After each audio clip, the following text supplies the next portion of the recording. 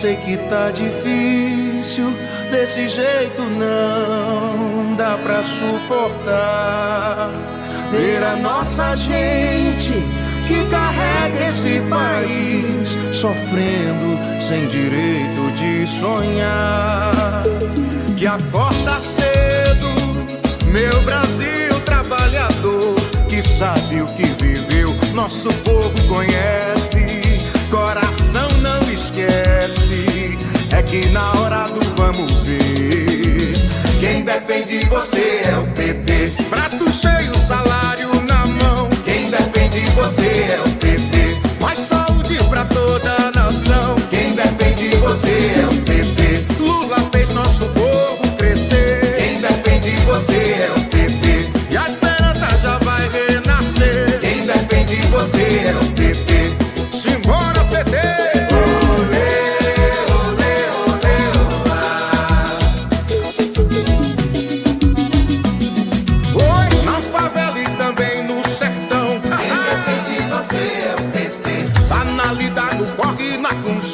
Quem defende você é o PT. O Brasil já cansou de sofrer. Quem defende você é o PT. É saudade do tempo bom pra se viver. Quem defende você é o PT. O povo sabe o que aconteceu no período que nós governamos esse país. Esse povo sorria, esse povo comia, esse povo trabalhava, esse povo recebia salário, esse povo estudava. Ele sabe disso. Bota a estrela pra brilhar de novo.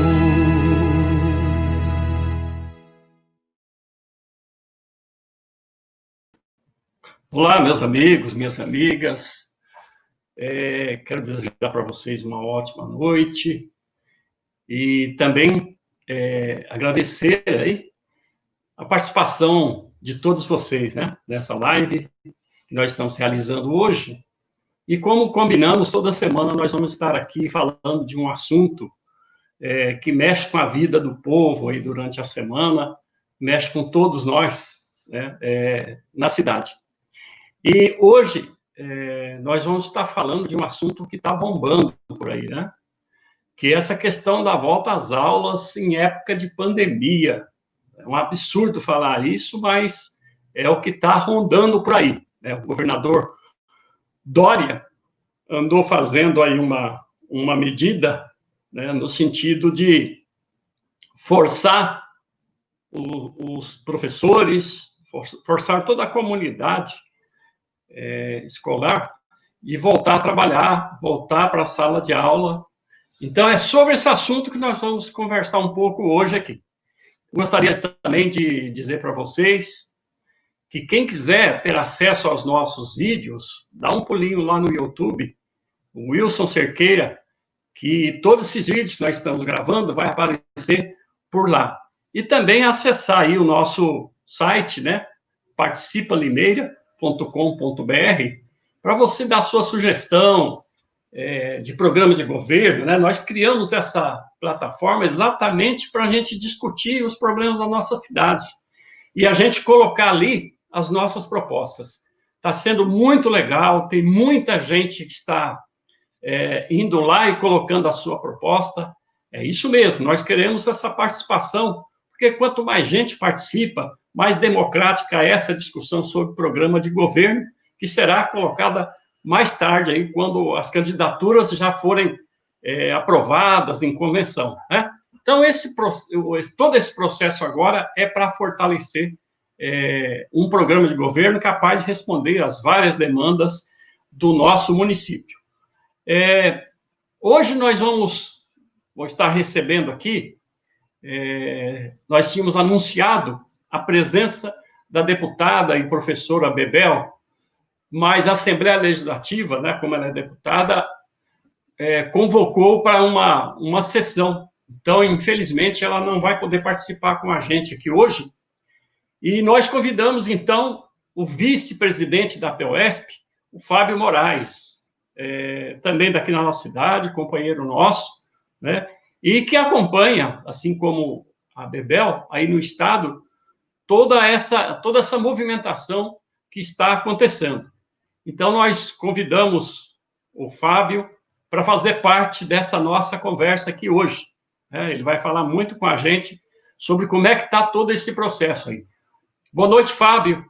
Bem-vindo a esse debate, a essa live que nós estamos aqui para conversar com o povo, né, e abrir os olhos do povo para o que está acontecendo. Boa noite, seja bem-vindo. Boa noite, meu querido Wilson. É um prazer muito grande, né, estar aqui debatendo algo tão importante com você. Você, né, Wilson, que tem uma história bacana de compromisso, de comprometimento com a nossa cidade, é o nosso presidente aqui do PT, você que está pré-candidato a prefeito da nossa cidade. Então, assim, é um orgulho participar de uma live, não é, com você, muito grande. Você já disse, mas, né, a nossa presidenta, a professora Bebel, está numa tarefa árdua na Assembleia Legislativa, vai estar em algum momento aqui numa live também, porque esse assunto com certeza não se esgota hoje, né? Então, é um prazer imenso. Muito legal, Fábio. Eu sei que nós estamos em tempo de muita mobilização, porque na contramão de tudo que vem sendo discutido no mundo, né? No mundo, não é aqui em Limeira, não. No mundo inteiro, né, sobre essa questão da pandemia, os cuidados que os países que já passaram, que começaram primeiro que a gente, e hoje já estão bem mais adiantados, os cuidados que esses países estão tendo com relação, principalmente, essa questão das crianças, né, da volta às aulas, em condições precárias, como é no Brasil. Os cuidados foram tomados em outros países lá fora, que servem muito de exemplo para a gente. Então, assim, nós queremos, inclusive, agora, mostrar um vídeo sobre a ação Covid-19, né? Eles apresentam um vídeo fazendo uma simulação, é um simulador, que você, professor, você, professora, né, você que trabalha em escola, você pode, inclusive, também fazer uma simulação. Olha que interessante esse vídeo, porque ele chama a atenção para a gente sobre a questão da estrutura da escola, chama a atenção da gente sobre essa questão do espaço, né? Enfim, são coisas importantes. E logo após o vídeo nós vamos poder, Fábio, conversar um pouco sobre essa questão, porque eu acho que esse vídeo mostra muito o que é o momento que nós estamos vivendo aqui. Vamos lá, então? Olá, meu nome é Débora Goulart, eu sou professora da Unifesp Campus Guarulhos e também parte da Rede Escola Pública Universidade. E eu estou aqui para conversar com vocês sobre a possibilidade de retorno das aulas presenciais nas redes públicas em São Paulo.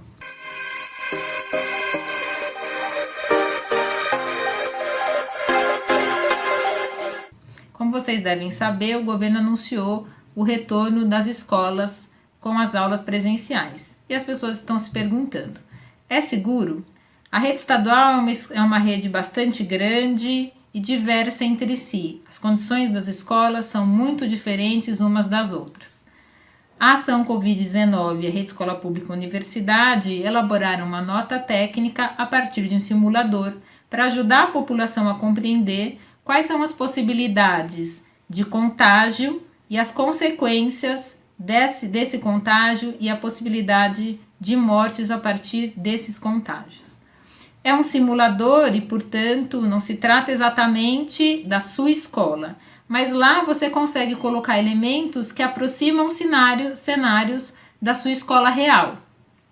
Por exemplo, a sua escola é aberta, tem áreas verdes e ela tem áreas bastante arejadas, de bastante circulação, ou é uma escola pequena, fechada e com poucas opções de espaço? E com relação aos protocolos de higiene e de segurança, as pessoas todas utilizaram máscaras? Quais são as possibilidades que as pessoas têm de realmente ter todos os espaços limpos, desinfectados, a lavagem das mãos, a quantidade de funcionários? E com relação ao distanciamento social, todas as pessoas cumprirão 1,5 metro de distância durante as aulas, entrada e saída das escolas e também durante os intervalos? Os resultados do simulador são mostrados num tempo em que você escolhe. Pode ser uma semana, 1 mês, 2 meses, e mostra um percentual de pessoas que podem ser contaminadas. Você que é estudante, profissional da educação ou familiar de crianças e jovens matriculados nas escolas, deve poder discutir, conhecer quais são os perigos e as consequências do retorno das aulas presenciais nesse momento. Afinal, quem vai se responsabilizar pelos contágios, pela doença e pela morte? Vai lá, experimenta e discute os resultados com a sua comunidade.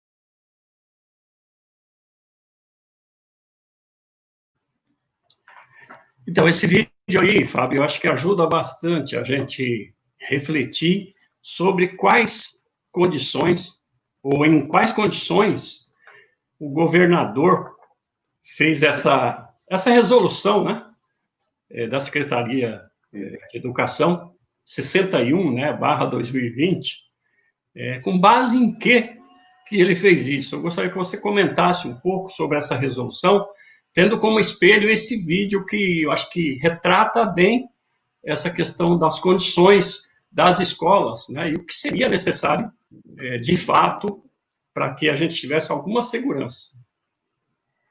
Bom, Wilson, primeiro, é muito estranho quando a gente tem no momento em que a pandemia do nosso país, o governo não conseguiu baixar a curva de contaminação, não é diferente de outros países que tentaram retornar às aulas quando a curva baixou. Aqui, nós chegamos num teto e estabilizamos no teto. A grande verdade do Brasil é, hoje nós temos mais de 120 mil brasileiros que perderam sua vida para a Covid-19. Só no estado de São Paulo, são 30.375 habitantes que, lamentavelmente, né, tiveram a vida ceifadas pela Covid-19. E em Limeira, mais de 200. E hoje é um dia muito triste para a educação. Hoje, aqui em Limeira, nós perdemos uma grande professora Carla, né, que faleceu pela Covid. Aliás, foi todo o sentimento nosso para a família dela, e em nome dela, o sentimento para as 215 pessoas que perderam seus familiares. Agora, tudo isso está ocorrendo com a escola fechada. Você imagina, meu querido amigo, com a abertura das escolas. No mundo inteiro, a escola foi a primeira que parou e a última que voltou. E onde voltou, precisou parar novamente. Então, como você disse, o governo soltou uma resolução. Essa resolução estranha, sem debater com a comunidade. Uma resolução que diz o seguinte: nós vamos voltar gradativamente para recuperação, acolhimento, atividade cultural, atividade esportiva, 20%. Eu pergunto para vocês, o que 20% retornando numa rede de milhões de alunos, de milhares de escolas, resolverá do problema do ponto de vista pedagógico? Quantas vidas podem ser levadas pela Covid por conta de uma ação irresponsável? E, Wilson, essa resolução ela tem algo que é muito covarde do ponto de vista do governo. É que ele joga a responsabilidade para a comunidade escolar. Ela tem um artigo 3º que diz o seguinte: quem vai atestar se a escola tem condições para reabrir é a comunidade escolar. E aí, no primeiro inciso posterior, ele diz o seguinte: quem é a comunidade escolar? É o pai, a mãe, o estudante, o professor, o funcionário, o diretor da escola, o coordenador pedagógico. Então, assim, se depois de 15 dias acontecer uma tragédia naquela escola, quem será culpabilizado? A comunidade escolar. Então, assim, eu pergunto qual é a formação, a competência sanitária que nos foi dada para nós termos a capacidade de colocar vidas em risco, Wilson. Então, nós não acataremos, nós estamos orientando os pais, orientando os estudantes. A grande preocupação é salvaguardar a vida do povo brasileiro, do povo de São Paulo e do povo de Limeira. E não assumir de forma nenhuma a responsabilidade por ações como essa, Wilson. Irresponsáveis, né? Ações que colocam a vida do povo do nosso estado em risco. Como você disse, é uma rede imensa, complexa, né, que tem toda as cidades, nós temos escolas, então é muita gente, né, muita gente. E nós sabemos, né, Wilson, que o aluno, ele é o vetor, ele pode ir até a escola, contrair o Covid, porque ele tem uma carga viral alta, uma possibilidade grande, ir para casa e contaminar a mãe, o pai, o avô, a avó, e nós não podemos permitir que isso ocorra, meu querido amigo Wilson. E, assim, só mostrando um pouco o contexto, eu estava vendo aqui a Gazeta de Limeira hoje, ó, né? Limeira está entre as piores cidades do país em relação ao Covid. Limeira, Ilhéus, Santarém, Itabuna. Então, isso significa que esse mapa que é feito, né, eu acho que aí tem uma questão muito interessante que a gente precisa analisar, porque tem interesse do poder econômico nesse debate tudo, né? E você pega o Dória, essa história do Dória, esse cara foi eleito inclusive com muita incentivo do poder econômico aí. Então, chega num momento como esse, eles não vão avaliar se o trabalhador que tem um filho na escola, né, a mãe, o pai, o avô, o professor, a professora, o pessoal que trabalha na escola, não estão muito preocupados com isso, estão preocupados em salvaguardar, inclusive, muita gente que faz parte do poder econômico que tem interesse que se volta. O importante é ter lucro, né? Não é preservar a vida. Então, assim, só olhando no jornal, na Gazeta Limeira de hoje, você já percebe que uma cidade como Limeira, aqui, a 2 horas de São Paulo, e descendo para o interior afora, será que está no amarelo mesmo? Né? Ou será que nós ainda estamos no vermelho? Quer dizer, nem a gente e nem o Instituto tem segurança para dizer qual é o real quadro, né? Porque você não tem um estado ou um país, né? Mas vamos falar do nosso estado aqui, na nossa cidade, não tem testagem, Fábio. Entendeu? Você não faz testes, então você não tem controle da doença. A doença, ela pode espalhar ainda mais, né? Eu concordo com você que isso aí é uma irresponsabilidade do governador, que joga no colo dos pais, né? Joga a responsabilidade para que os pais façam até a checagem, saber se tem febre, se não tem febre. Ou seja, em vez do Estado proteger as pessoas, é o Estado que está empurrando as pessoas para um lugar que você não sabe qual vai ser o resultado. Você empurra as crianças para a escola, a comunidade escolar que envolve pais, como você disse, professores, depois que estarem contaminados, você imagina o número de crianças, se a gente somar o estado de São Paulo inteiro, deve passar de 1 milhão de pessoas, né? Então, olha o risco que nós estamos correndo. Então, assim, é uma irresponsabilidade. Eu tenho certeza que os professores, as professoras, e hoje eu ouvia numa das rádios de Limeira, a manifestação popular, o pessoal dizendo que, olha, eu não vou mandar meu neto, não vou mandar minha neta, não vou mandar meu filho para a escola nessas condições. E tem uma segunda questão ainda, que nós estamos no mês de setembro, né? Nós já estamos aproximando aí da metade de setembro, ou seja, quantos meses tem para acabar o ano? Né? Menos de 4 meses para acabar o ano. Então, assim, por que voltar agora? Né? São dúvidas. Primeiro, por que voltar numa pandemia? No meio de uma pandemia, porque você pode alastrar ainda mais, né, essa doença no Estado e muito mais gente morrer. Parece que dá a impressão que essa gente não estão satisfeita com mais de 115 mil mortes no nosso Estado. Em Limeira já são 215 pessoas que perderam a vida. Então, assim, parece que essa gente não está preocupada com isso. Então, assim, não dá para voltar no meio de uma pandemia, não dá para voltar, segunda questão, porque as condições nas escolas não oferecem nenhuma garantia, né? E terceiro, que o Estado se responsabiliza se morrer uma pessoa lá na escola, né? Então, assim, o Estado que deveria ser aquele que dá apoio, O Estado que deveria ser aquele que garante a vida das pessoas é o Estado que está sendo negligente, é o Estado que está tentando jogar a responsabilidade para os pais, para os professores, para os gestores das escolas, né? Então, isso é um absurdo. Eu acho, Fábio, que precisa realmente ter uma mobilização.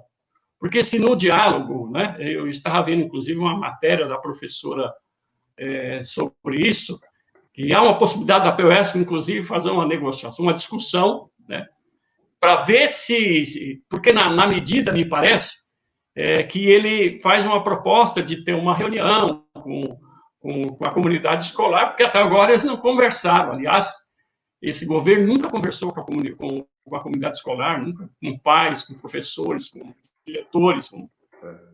A conversa deles é no cacetete, né? Com a polícia, tratando professores desse jeito. Então, é difícil de esperar que agora ele faça uma conversa decente. Mas, se tiver essa conversa, tem que discutir. Agora, o limite disso é a defesa da vida. Se lá na ponta dessa questão não tiver jeito, a sociedade tem que apoiar os professores, tem que apoiar os trabalhadores da educação, tem que apoiar as famílias, porque é uma defesa da vida. Agora não é mais uma discussão só meramente de mérito, é uma questão de defesa da vida. Se você voltar agora, você corre o risco de morrer. É isso. Você sabe que a nossa grande preocupação, e a gente tem dito isso em todos os lugares, a primeira é a defesa da vida. Segundo, nós não podemos naturalizar a quantidade de pessoas que perderam a vida pela Covid. Né? Nós estamos falando em mais de 120 mil brasileiros. Até semana passada eram 7 mil brasileiros por semana. Vocês lembram quando caiu aquele avião da TAM? O povo brasileiro ficou um mês de luto. Essa quantidade de pessoas que estão morrendo significa, Wilson, 30 aviões caindo por semana, lotados de brasileiros perdendo sua vida pela Covid. E aqui é preciso registrar uma das maiores tragédias do mundo desse era moderna foi a Guerra do Vietnã. Matou 58 mil pessoas. A Covid no Brasil já matou 2 guerras do Vietnã. Nós já somos o dobro e mais mortes do que morreram de pessoas na Guerra do Vietnã. 120 mil brasileiros significa 3.200 ônibus enfileirados de brasileiros mortos pela Covid. Então, quando a gente assiste a grande mídia e fala assim, olha, a curva da Covid estabilizou, houve uma pequena queda, as cores mudaram. E, gente, isso é manipulação. Porque quando você fala, olha, ontem morreram 990, hoje morreram 800. Olha como o Brasil está estabilizado. Isso é ruim pedagogicamente. Porque o que está ocorrendo? As pessoas estão saindo de casa, não estão achando que a situação naturalizou. As praias, semana passada, estavam lotadas, os shoppings estavam lotados, e os brasileiros continuam morrendo. Então, assim, primeiro, nós não podemos naturalizar. Segundo, há um problema de gestão. Nós, brasileiros, representamos 2,7% da população mundial. No número de óbitos no Brasil, são 15%, certo? Então, eu repetirei. Nós somos 2,7% da população mundial e 15% dos óbitos da Covid do mundo. Então, Wilson, entre o 2,7% e o 15%, há um problema de gestão. O governo federal, que aliás nem ministro nós temos, o governo federal não nacionalizou, não chamou para si o governo Bolsonaro, como acontece nos outros países, que é o presidente que responde por uma tragédia desse tamanho. O Dória, quando começou, ele errou, porque o vírus estava só na capital. Ele fechou o estado inteiro. Quando o vírus chegou no interior, mandou abrir o interior. Então, assim, uma irresponsabilidade atrás da outra que prejudicou o pequeno produtor, o produtor menos, mas o pequeno lojista, o dono da pequena propriedade, o dono da escola privada. A gente sabe, se tocou nesse assunto, Wilson, há uma pressão da escola privada para abrir. Por quê? Porque ela não tem capital de giro, porque o governo não ajuda, porque não tem programas. Então, eles pressionam. E aí, eu vou dizer para você, com toda tranquilidade do mundo, a escola pública, a escola particular, vou dizer aqui com a consequência que eu sei que tem, mas nem a escola pública, nem a escola particular, nem a escola municipal, nem a escola estadual tem condições, porque quando morre uma pessoa, quem chora é a família. Não tem essa de vai perder o ano os professores que morreram, os coordenadores que morreram, os diretores que morreram, os alunos que morreram, os pais dos nossos alunos que morreram, os avós dos nossos... Esses perderam os anos. No Brasil, 122 mil brasileiros, 596 perderam o ano. Os que estão vivos, não. Porque com toda a dificuldade do mundo, nós temos que ter um compromisso e ter estrutura do governo para no ano que vem, no próximo, recuperar isso, Wilson. É um desafio imenso, mas não é ceifando vidas de profissionais e de alunos que nós vamos dar uma resposta para a sociedade. E assim, há vários dados, né, Fábio? Acho que na Amazônia, por exemplo, 34% daqueles que voltaram já foram infectados. Ou seja, assim, não há uma amostra positiva, porque as condições em que estão colocadas, aliás, o que o Estado dá de instrumento para poder combater a pandemia é insuficiente, né? Você tem um presidente da República, né, que está cuidando mais da família dele, né, e fazendo proselitismo político, do que ser o cara que pudesse unificar a nação para combater essa doença. Né? É o mesmo cara que não faz... ele está voltado agora com relação à questão da renda mínima, né, porque ele, acho que teve uma pesquisa, ele deu uma olhada e agora começou a olhar esse lado da coisa, mas não, é um desgoverno no nosso país, né, que, em vez de apontar saídas, de unificar, de valorizar a ciência, eu acho que nós estamos num momento, esse é um momento, nós temos que ouvir a ciência, porque os dados têm que ser daqueles que conhecem, né? Quem toma as decisões, tem que ser tomada decisão ouvindo as autoridades que realmente são médicas, enfim, que conhecem do assunto. Não pode ser um presidente receitando remédio, essa história toda aí que a gente já cansou de ouvir. Então, assim, não há nenhum indício positivo de que se as nossas crianças voltarem, que se os nossos professores, professoras, o pessoal que trabalha na escola voltar, tem alguma garantia. Pelo contrário, ele quer que a própria família dele se garanta, né? Ou garanta que as crianças vão para a escola, se virem lá. Se se salvar, bem, se não se salvar, eu acho que não dá para a gente entrar nessa. Eu acho que voltar para a sala de aula agora é genocídio, né? É você... mas pode ser, não tem pode ser nesse negócio. Se o cara quer ir na praia, essa é outra história. Mas na escola, onde o Estado tem a obrigação de educar as nossas crianças, né, e cuidar dos nossos professores e professoras, não dá para arriscar. Aqui não pode ter risco. Aqui tem que resistir para poder sobreviver a essa pandemia. E eu acho que essa questão está colocada para todos nós, né, mas principalmente para a PUESP, que é o sindicato que está à frente dessa luta, né, para todos nós que, de alguma forma, temos pessoas, né, parentes, que estão intimamente ligados, que a educação perpassa por todas as famílias, por todos nós. Então, nós temos que estar juntos, nós temos que dar força para a luta que, na minha opinião, vai ter que ser feita. Porque se não tiver luta para resistir, esse maluco desse Dória é bem capaz de tentar abrir escolas para tentar garantir, de alguma forma, né, os seus amigos que de alguma forma bancou as suas campanhas, essas coisas todas, para voltar a abrir sem dar garantia para ninguém, né? Então, eu queria primeiro parabenizar a PUESP, né, aqui a Érica, que é aqui da nossa subsede, você, que é o vice-presidente um dos maiores sindicatos do Brasil, se não, acho que é o maior sindicato do Brasil, a deputada e professora Bebel, que em outra oportunidade vai voltar a falar com a gente sobre essa questão, porque eu acho que também lá na Assembleia Legislativa tem outra batalha que está sendo travada. Nós falamos na semana passada sobre aquela medida, né, 596, se não me engano, que é de fechar o ITESP, que é de fechar as casas da agricultura.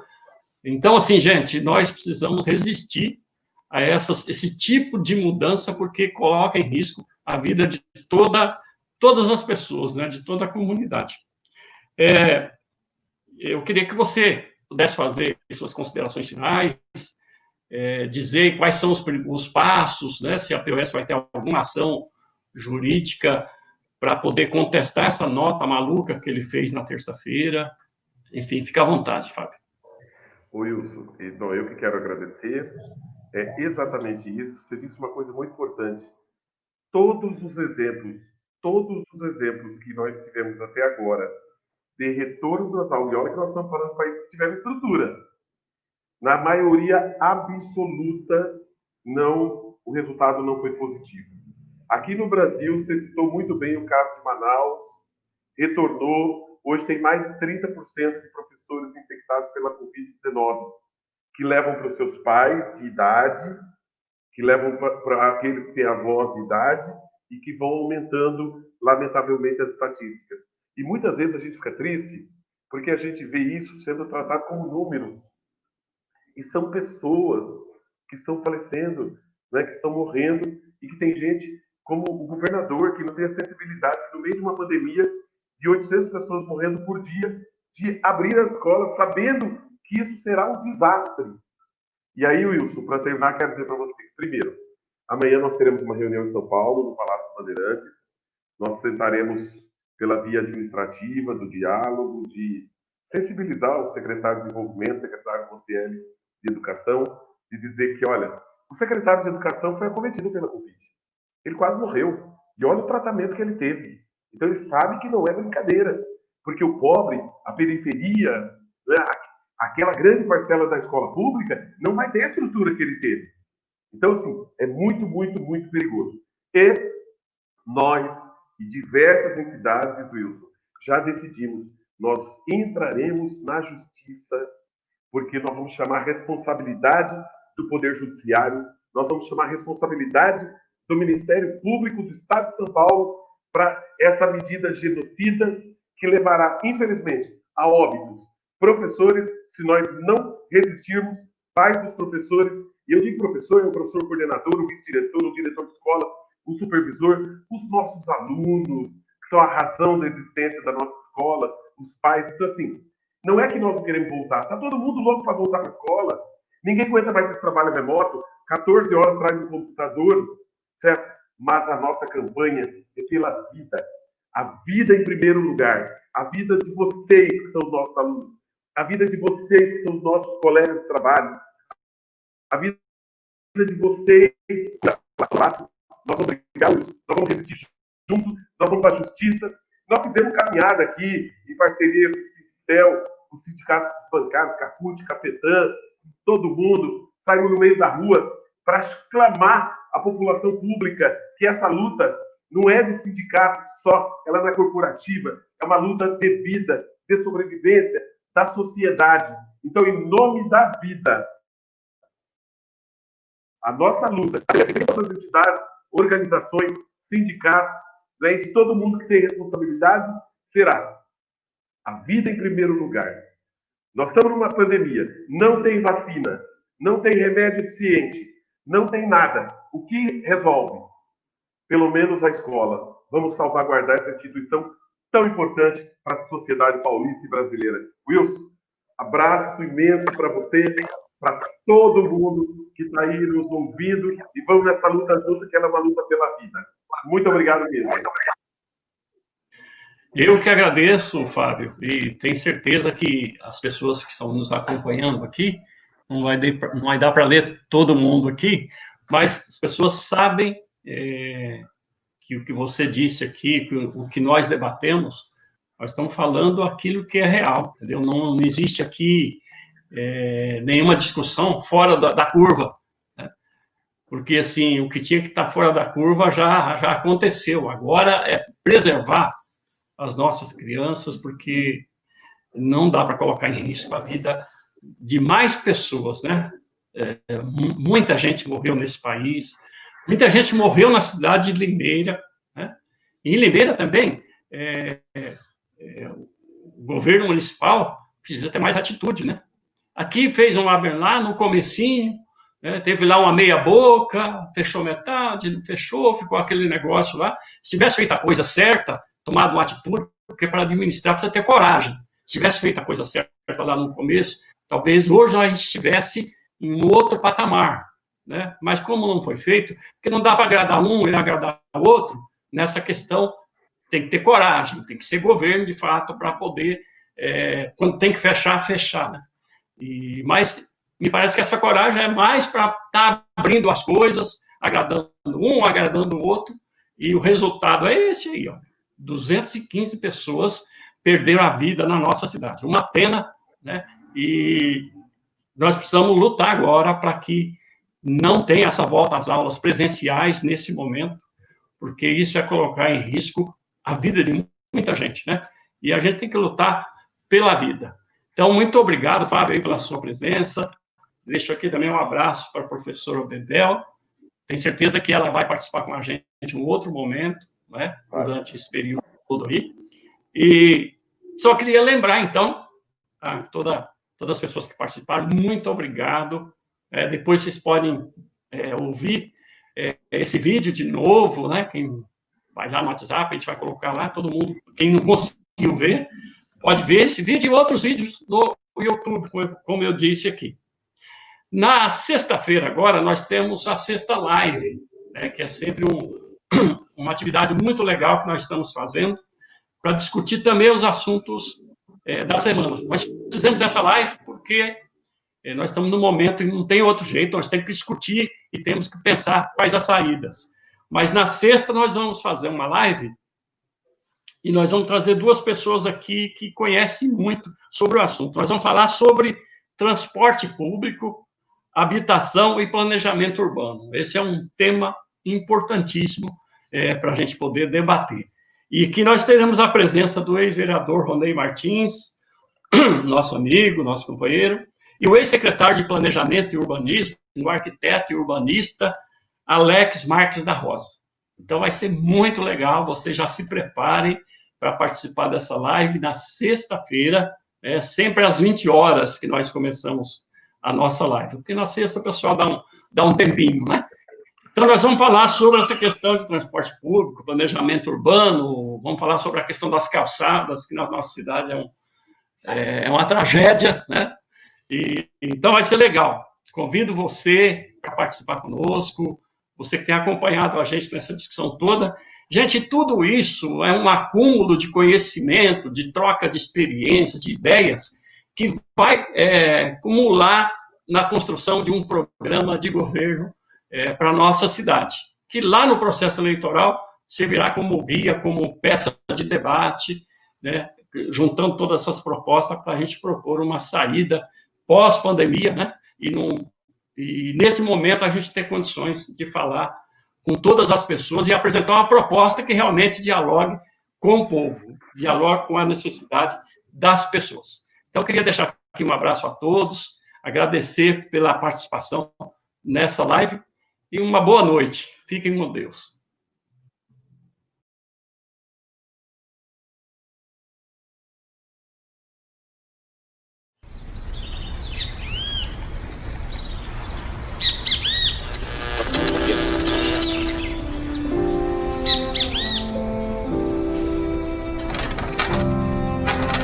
Olha, sei que tá difícil, desse jeito não dá pra suportar. Ver a nossa gente que carrega esse país sofrendo sem direito de sonhar. Que acorda cedo, meu Brasil trabalhador, que sabe o que viveu, nosso povo conhece. Coração não esquece, é que na hora do vamos ver, quem defende defende você é o PT. Prato cheio, salário na mão. Quem defende você é o PT. Mais saúde pra toda a nação. Quem defende você é o PT. Lula fez nosso povo crescer. Quem defende você é o PT. E a esperança já vai renascer. Quem defende você é o PT. Simbora, PT!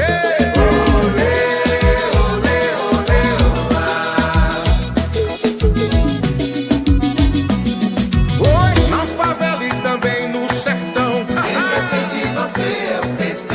Tá na lida, no corre, na função. Quem defende você é o PT. O Brasil já cansou de sofrer. Quem defende você é o PT. É saudade do tempo bom pra se viver. O povo sabe o que aconteceu no período que nós governamos esse país. Esse povo sorria, esse povo comia, esse povo trabalhava, esse povo recebia salário, esse povo estudava. Ele sabe disso. Bota a estrela pra brilhar.